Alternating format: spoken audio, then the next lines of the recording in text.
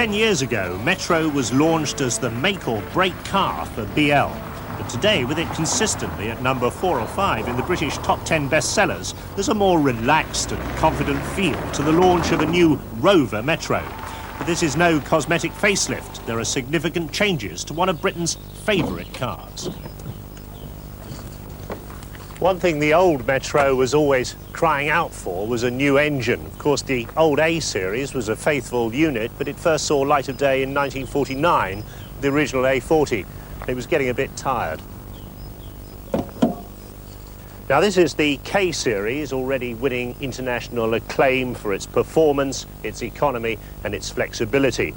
You've already seen it in the 400 Rover. Here it is installed in the Metro engine bay, and of course the Peugeot 5-speed gearbox on the end of the engine instead of the gears in the sump, as in the old Mini and Metro system.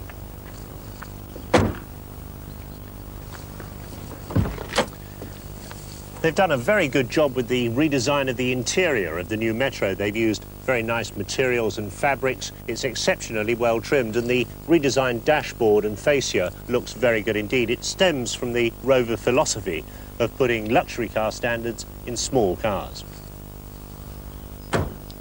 At the rear, a restyled tailgate, nice new rear lamp clusters, and just as much boot space as you've got in the original Metro.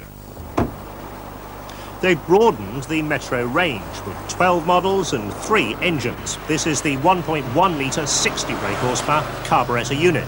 There's a 1.4-litre 8-valve 76 brake horsepower carburettor version, and then the top-of-the-range 16-valve 1.4-litre fuel-injected engine, which develops 95 brake horsepower.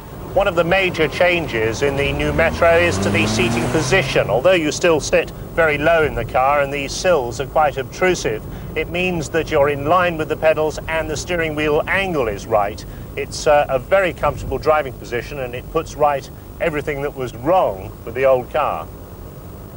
K-series engine is very smooth and unobtrusive. I like the gear change in the new 5-speed gearbox in this 1.1S, and altogether it's a much more civilized and sophisticated way of making progress than the old Metro. The car always had a rather harsh, choppy ride, but in this one they developed a new suspension system which interconnects the front and rear units.